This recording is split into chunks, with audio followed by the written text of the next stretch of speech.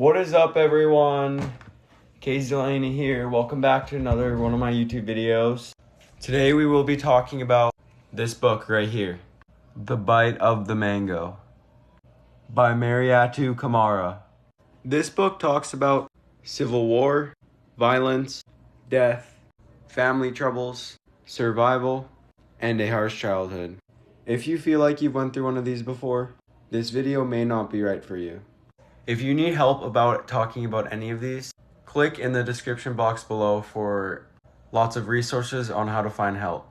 And if you need someone to talk to, you can talk about this with a therapist, one of your friends, family, or a trusted adult. You're not alone. In the beginning of this book, Mariatu talks about how when she was a little girl, she grew up in this somewhat corrupt country called Sierra Leone. Sierra Leone is located in the northwestern part of Africa. She lived in a small village. This country had bad rebels amongst them, who wanted to unite Sierra Leone in a bad way. She didn't know much about this topic, so she never really worried about it.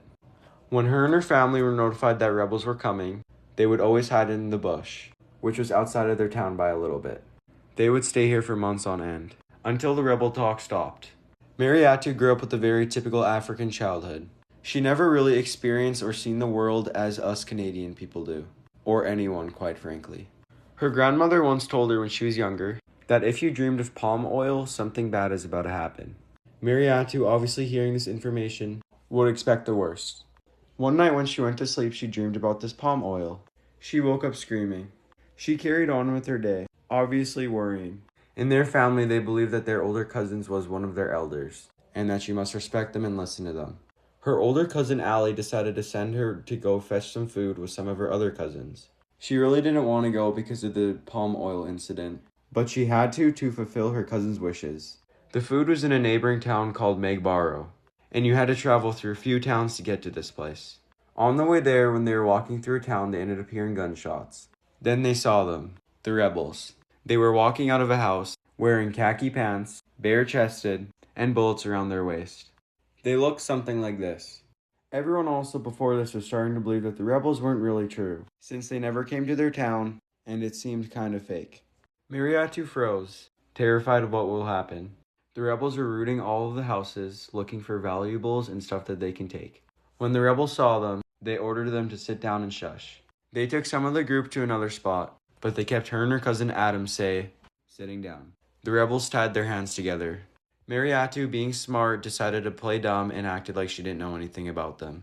She asked if they were the soldiers protecting the village. She asked if they were the salesmen. She was doing anything to play dumb and play the part. During this, though, Mariatu was freaking out inside, worrying that this might be her last day. They made her and her cousin Adam watch everything that they did to the other civilians. They said that they only let big girls live. So out of fear, they did everything that the rebels told them to do. They watched the rebels do everything. The rebels trapped 20 people in a house and boarded all the windows and doors. They set that house on fire and a lot of the people in there burnt, and unfortunately passed away. They seen their older cousins Mohammed and Ibrahim getting policed around by the rebels. They watched the rebels put a knife to their cousins' backs. They thankfully didn't do anything, but they were threatening to. Her eyes suddenly darted to the burning house again, with a woman with her baby on her back. One of the rebels chased her and unfortunately cut her head off. They watched as her lifeless body landed on her baby. Mariatu during this wanted to cry so hard. She was kind of hoping and praying that she would be killed, so that she wouldn't have to live with this trauma. She then noticed one of her friends named Saliu.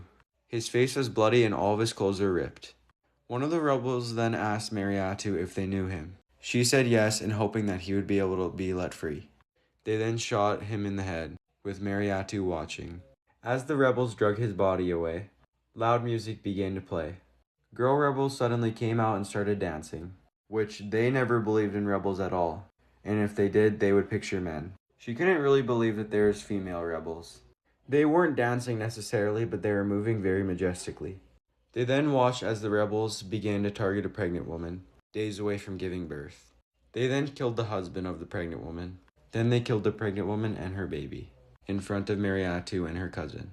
Since Mariatu was being so responsive and doing anything that they would say, they ended up taking her cousin too, aggressively pulling her by her braids, into the house that was still burning. She ended up closing her eyes and praying. until her head started to hurt. She then opened her eyes after that, and a lot of male rebels were in front of her. After she opened her eyes, they started chanting something. Rambo, Red Eye, Killer. They then untied her hands. By now a few hours have passed, so her hands were numb and she could not feel them.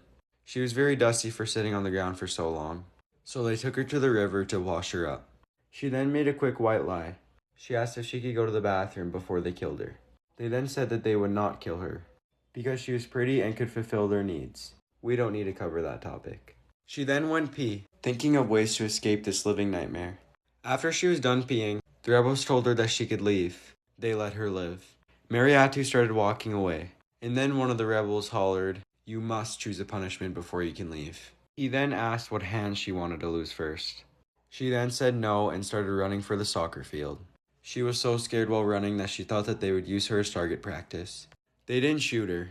They ran after her and caught her. She washed as her hands were cut off with a machete. Blood was flying through the air. She felt numb all around her body. Her eyelids slowly began to close. She woke up a little while after. She was lying on the ground and tried to get up. It was very difficult with no hands. She then realized that her clothing was very bloody. That blood was hers. She struggled to get up, but eventually she did so. She then started to run, running along the Sierra Leone countryside, in hopes of finding someone or help or anything. It was nighttime, and she eventually found an old abandoned house. She ended up waking up, eventually finding the same path she was on before and kept trucking along. She ended up finding a man, who cleaned her up and helped her. He then said you needed to go to Port Loco, which the rebels before said that they were planning on going there, while she was tied up. There's a hospital in Port Loco. She was terrified though. She didn't want to go alone. The man did not want to go. He was scared himself, but he decided to help Mariatu. He walked her to the Port Loco Road. She ended up walking through the Port Loco Road alone, because the man decided that he should go back. As she was walking, she stumbled across another village. The village people were convinced that Mariatu was bait, that she was one of the rebels. She had to convince them that she wasn't. She had convinced them, and they ended up directing her to the Port Loco Hospital.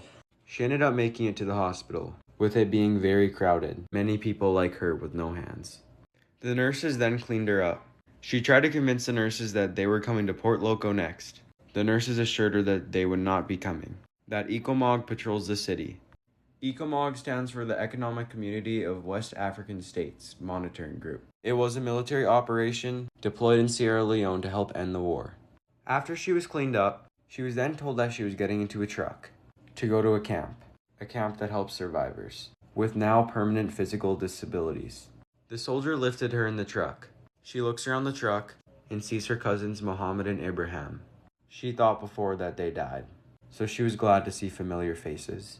That is the end of section 1, aka chapters 1 to 6. Thank you so much for taking your time and listening to me explain this beautiful book.